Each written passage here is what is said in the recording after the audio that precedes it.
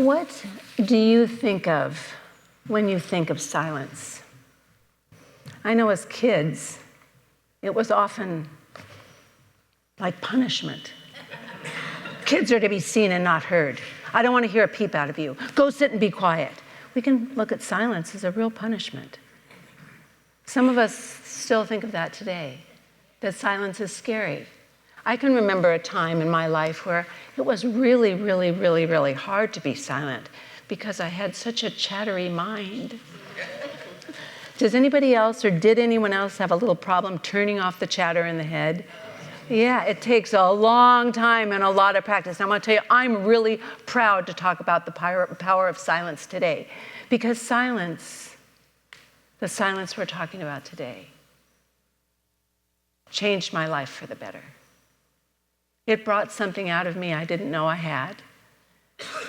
But it took a long time to get there, because results, desired results, really require lots of work and practice and practice. The silence I'm talking about today, our friend Rumi, the 13th century mystic, and Barbara, thank you for all your reading of Rumi's silence. He said, silence is the language of God. Everything else is a poor translation. And that's really, it is in the silence, as we heard from your beautiful reading, Barbara. It's in the silence where we really meet God, Source, the divine, the creator, infinite wisdom, whatever you want to call it. We have to get to that place. Silence becomes a spiritual practice that I call deep listening. It's the listening that goes beyond the mind into the depth of the eternal wisdom of the heart. This is where God lives, right here. God lives in the heart of who we are, and we have to learn to get there by deep listening.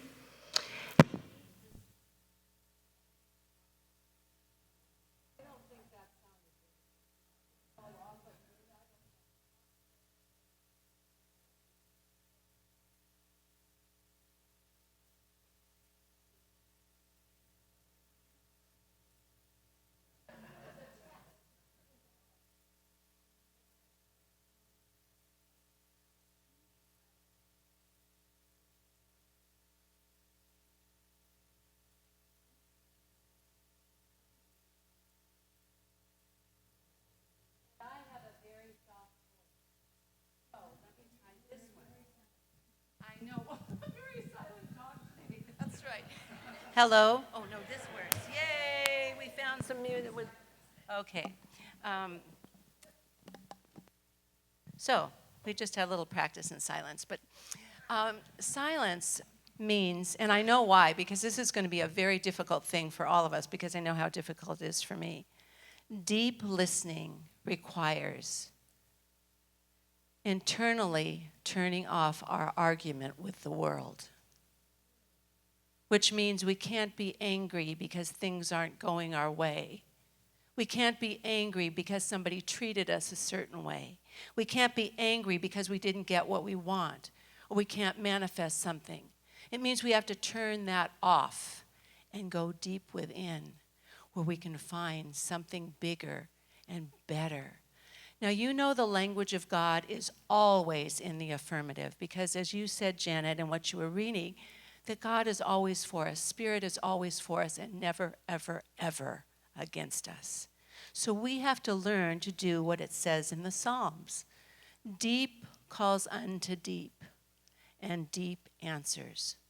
Our mind is a wonderful tool for us to use, but it only goes so far. It has its limitations, and so often it thinks in black and white of the world, the paradox of the world, instead of the unity and wholeness of the world.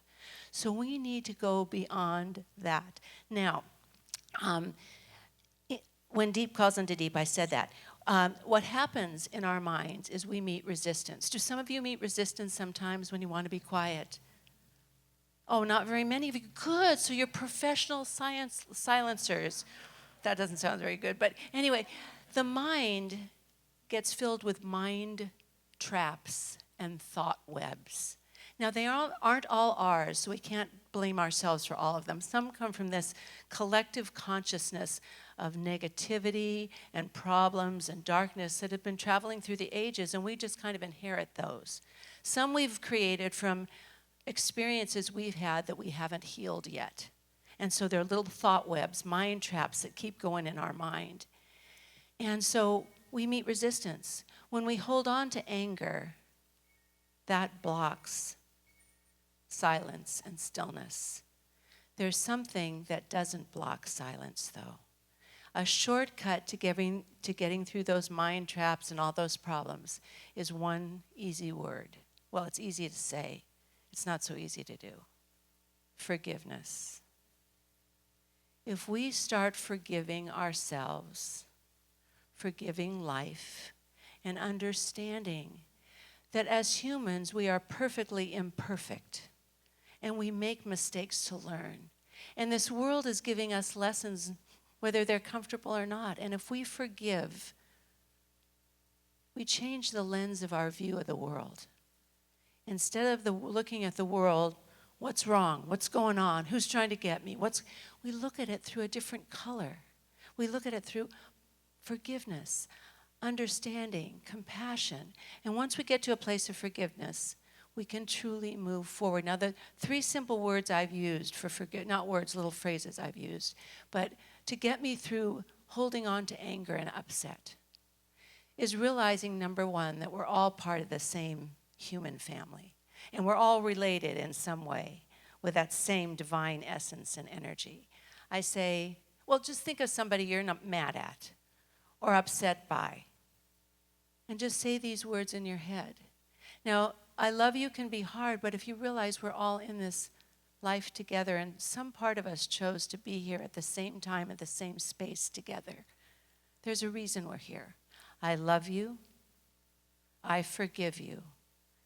And I release you to your own experience because what's happening really doesn't involve me as much as I think. So we can do that. So once we've gotten through the forgiveness, we get to go. Oh, this is what St. Francis said. I love this. He said, you can't stop the birds from flying back and forth over your head, but you can stop them from building a nest in your hair. Something to remember. So I'd like to go a little deeper into this. We have to move beyond the mind that has its limitations to the heart.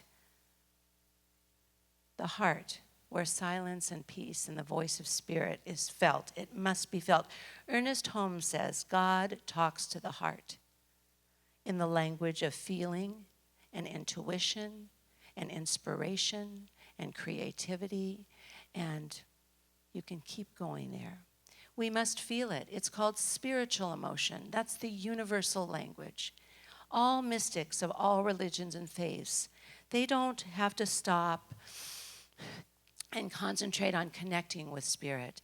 They feel the atmosphere of God all the time. They commingle their energy with the greater mind, the greater energy.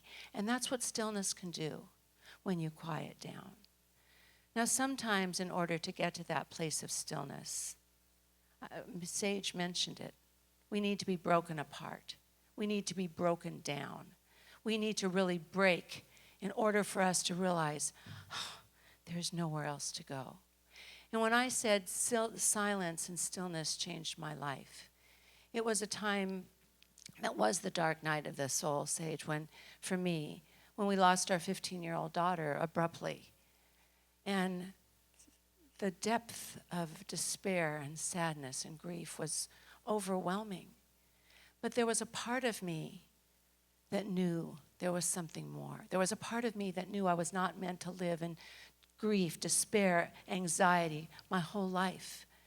But I really turned my back on God at that time because I thought, how can there be a God that would punish someone in this way? Good people, not perfect people in any way, but good people. And I remember sitting with my minister just in tears saying, this can't even be possible. There can't be a loving God that would do this. And she listened to me and said, I understand. And then I said, you know what? There's something more. So I sat in silence.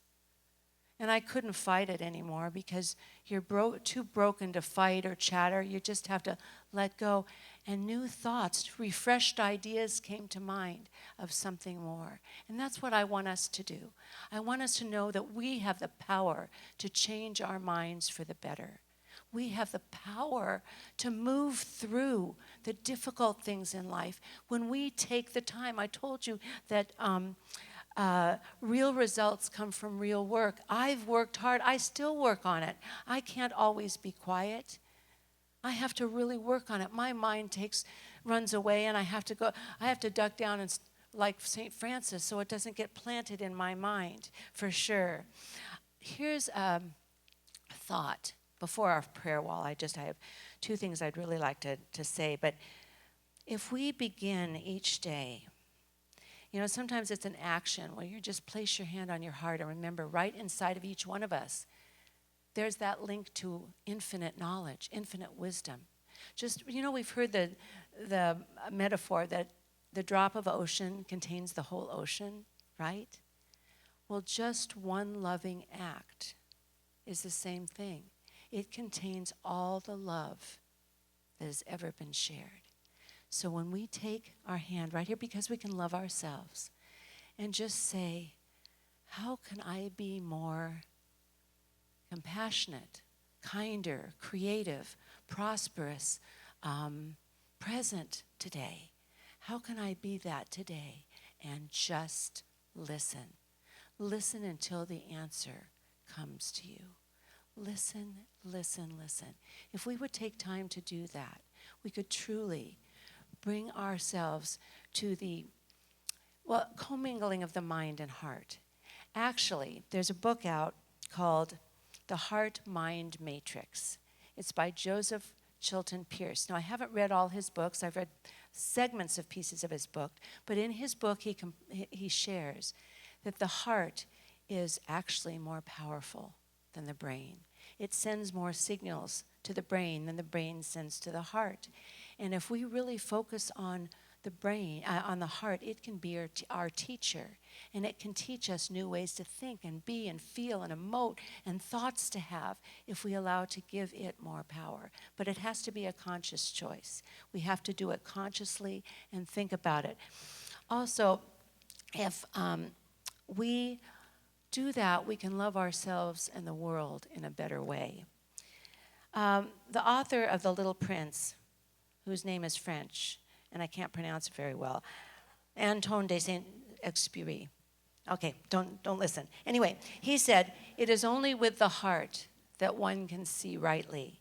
What is essential is invisible to the eye." And we know that is the truth. Rumi says, the heart acts as the translator between mystical wisdom, which is spirit, mystical wisdom, and intelligence, our mind. So we need to be really focusing on finding times in our life to settle into the quiet and let go of all that other stuff. The world is so noisy right now. Turn the volume down and turn up the light and knowing of the heart energy. Now, I asked you in the beginning what you wanted to let go of. Now, what do you want? Just feel, what do you want to let go of in order to be more loving and forgiving? Just close your eyes for one moment before I ask the practitioners and ministers to come up. I want you to close your eyes. Again, if you put your hand on your heart, it's fine. And feel what your heart feels, if it feels something right now. If it doesn't, just open yourself. Feel the feeling of being in the present moment right now. Just allow your body to feel. And without effort, allow the face of someone you love to come into your mind. It should be pretty easy and pretty quick. And open your heart and say to this person, I love you. I love you. And notice the feeling that happens, not only to your heart, but to your whole being when you come from that place of love and caring. Just holding that energy, I'm going to invite our ministers and practitioners to come up in all their wisdom and knowledge and their connection to Spirit, and form a wall here with an openness and a willingness. Mark Nepo says, from his book, 7,000 Ways to Listen, he says, to truly listen is to lean in softly with a willingness to be changed by what you hear. We can hear things, but if we're not willing to be changed, I told you there's work to be done. So I want you to come up, and if we just come up, as we said, in front of one of the practitioners and ministers, and just say, I let go of something that's blocking you from the willingness to listen or the willingness to be changed.